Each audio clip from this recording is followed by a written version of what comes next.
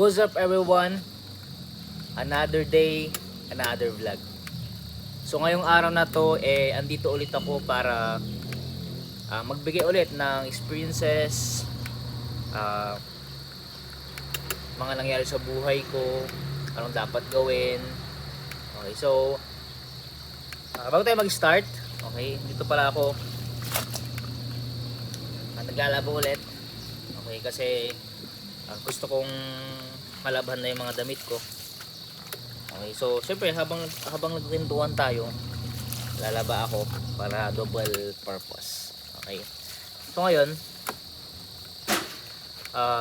nahirapan kasi ako. Andun yung buhay na yes, kasama yung hirap sa buhay.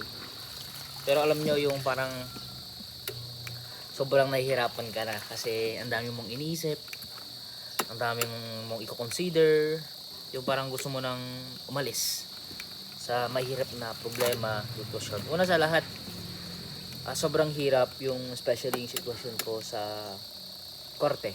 Yung meron akong mga session, meron akong mga hearing. Andun lagi yung hindi ka makatulog, lagi mong iniisip, andun yung konsensya na gusto mong bayaran na yung mga investor na pag-utangan mo dahil sa business. Andun yung guilt feeling na Lord, gusto ko nang matapos to. Lord, sino ba talaga yung mga kasama ko? Lord, sino ba talaga yung mga kailangan ko?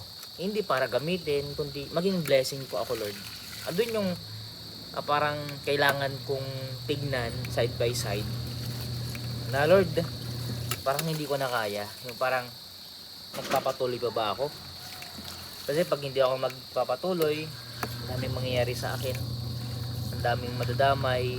Both side naman parang ganun. Parang ang daming mangyayari pag yung pipili ka sa isa.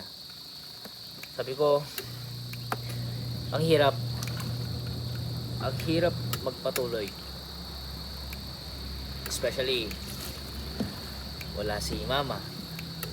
Naalala ko dati si mama ko talagang nagluluto siya pag andyan siya, sobrang sweet niya sa akin.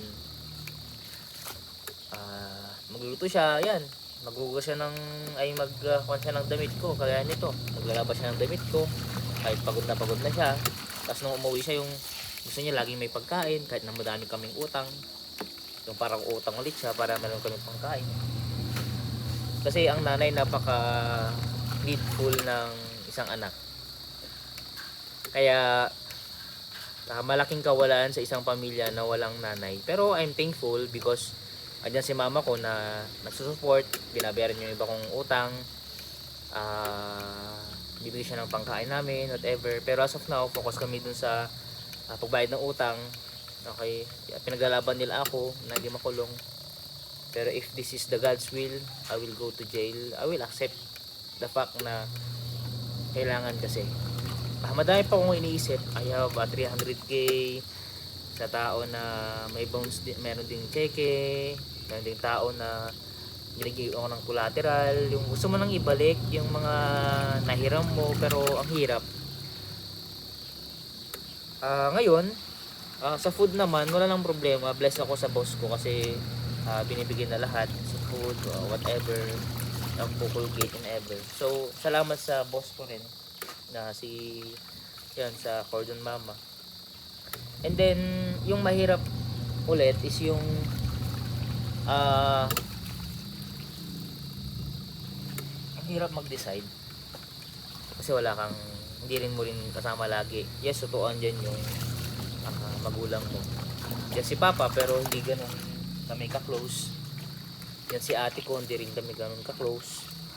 Yung best friend ko, iba na rin yung way niya.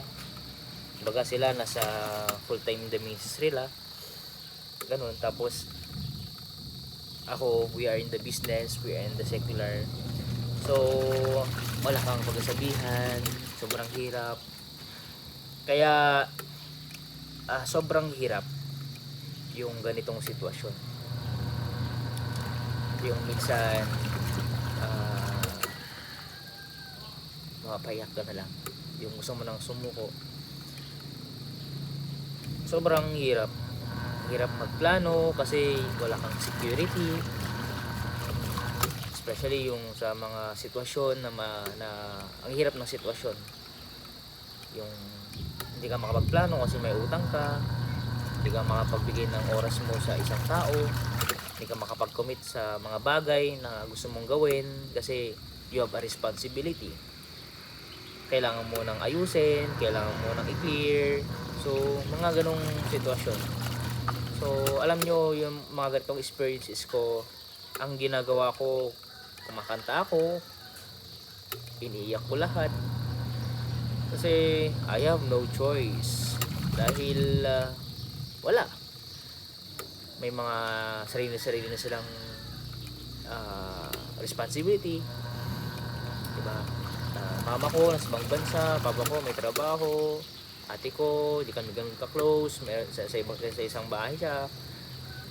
Kaibigan ko mayroon siyang ministry, kailangan niya magpastor, kailangan niya mag-focus. So